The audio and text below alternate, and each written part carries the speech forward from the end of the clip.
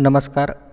ध्येय MPSC या YouTube चॅनलवर आपले सर्वांचे स्वागत आहे. आज या व्हिडिओच्या माध्यमातून मराठी भाषेला मिळालेला अभिजात दर्जा याविषयीची माहिती पाहणार आहोत. चला तर मग आजच्या व्हिडिओला आपण सुरुवात करू. आपण चॅनलवर जर नवीन असाल तर चॅनलला सबस्क्राईब करा, जेणेकरून येणाऱ्या नवीन महत्त्वपूर्ण व्हिडिओ आहेत याची माहिती आपल्याला मिळेल. तर मराठी भाषेला अभिजात दर्जा मिळाला. केंद्र सरकारकडून अध्यादेश जारी.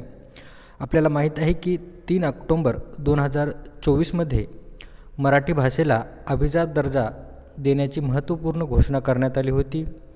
अखेर 8 जानेवारी 2025मध्ये केंद्र सरकारने मराठी भाषेला अभिजात देणारा शासन निर्णय काढलेला आहे आणि केंद्रीय सांस्कृतिक मंत्री गजेंद्रसिंग शेखावत यांच्या हस्ते राज्य सरकारच्या मराठी भाषा मंत्री असलेले उदय सामंत यांच्याकडे तो सुपूर्द करण्यात आलेला आहे. त्यानंतर पुढील माहिती आपण पाहू की मराठी भाषा ही आता देशातील 7वी अभिजात भाषा बनलेली आहे. हे देखील आपल्याला लक्षात असणं महत्त्वाचे आहे. त्याबरोबर 3 ऑक्टोंबर 2024मध्ये मराठी भाषेला अभिजात दर्जा मिळालाच, त्याचबरोबर ज्या महत्त्वपूर्ण अन्य 4 भाषेला देखील अभिजात भाषेचा दर्जा दिलेला आलेला आहे.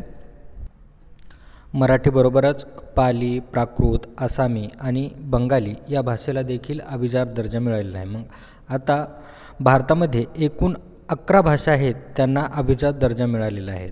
आपण ते पाहू की त्या कोणकोणत्या भाषा आहेत हे तक्त्यामध्ये आहे. तर प्रथम अभिजात भाषेचा दर्जा आहे तमिळ भाषेला देण्यात आला होता. त्या कधी देण्यात आला तर 2004मध्ये देण्यात आलेला आहे.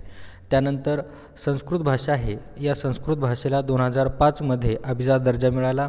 त्यानंतर कन्नड जी भाषा आहे हिला 2008मध्ये अभिजात दर्जा मिळाला. त्यानंतर जी तेलुगू आहे, तेलुगू भाषेला देखील 2008मध्ये दर्जा मिळाला. त्यानंतर 5वी जी भाषा आहे ती मल्याळम आहे, तिला 2013मध्ये मिळाला. आणि त्यानंतर 6वी जी भाषा आहे ती ओडिया, हिला 2014मध्ये मिळाला. आणि त्याच्यानंतर 10 ते 11 वर्षानंतर आपल्या मराठी भाषेला अभिजात दर्जा 2025मध्ये मिळाला. आणि त्याचबरोबर पाली, प्राकृत, आसामी आणि बंगाली या भाषांना देखील 2025मध्येच अभिजात भाषेचा दर्जा मिळालेला आहे. मग अभिजात भाषेचे काय निकष असतात हे आपल्याला माहीत असणं आवश्यक आहे. तर मग कोणतीही भाषा अभिजात आहे हे ठरवण्याचे अधिकार फक्त केंद्र सरकारला आहे आणि केंद्र सरकारच्या सांस्कृतिक मंत्रालयाला हे अधिकार आहेत.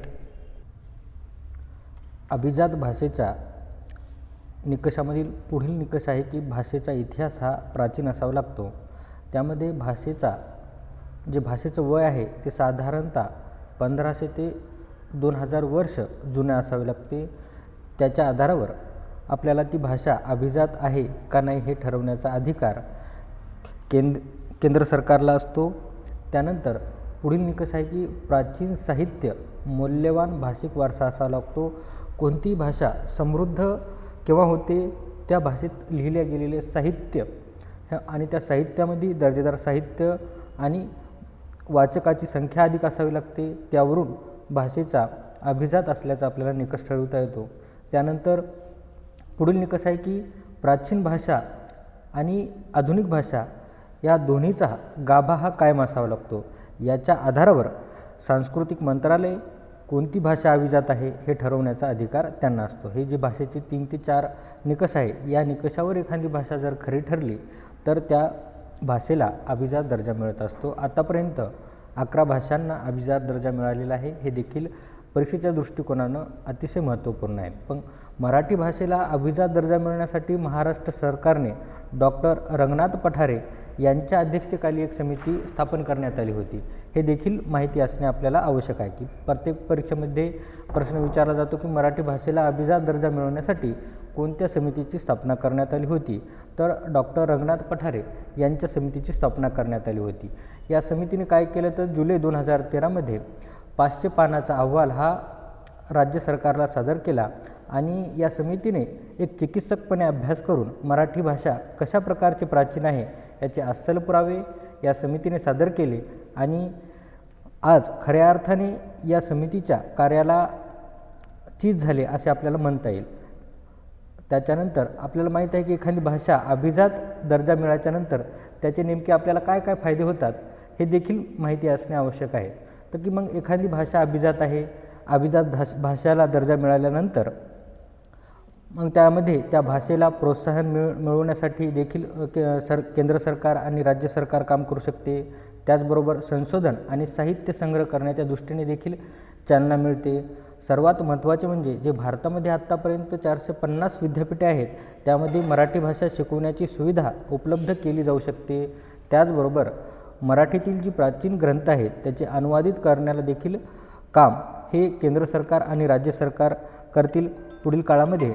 त्यानंतर राज्यातील जी 1200 ग्रंथालये आहेत, 12,000 ग्रंथालये आहेत, त्यांच्यावर महत्त्वपूर्ण म्हणजे त्यांच्या सशक्तीकरणासाठी देखील कार्य केंद्र सरकार व राज्य सरकार करू शकते. त्याचबरोबर मराठी भाषेच्या उत्कर्षासाठी, त्यांची जपण्यासाठी आणि संवर्धनाचे काम देखील सरकार करू शकते. आणि ज्या व्यक्ती हे मराठी भाषा जपण्याचे काम करतील त्या व्यक्तीला सन्मानित करण्याचे देखील कार्य राज्य सरकार व केंद्र सरकार करू शकतो. हे देखील आपल्याला माहीत असणे आवश्यक आहे. मराठी भाषेला अभिजात दर्जा मिळाल्यामुळे या गोष्टी आपल्याला फायदेशीर ठरू शकतात. धन्यवाद.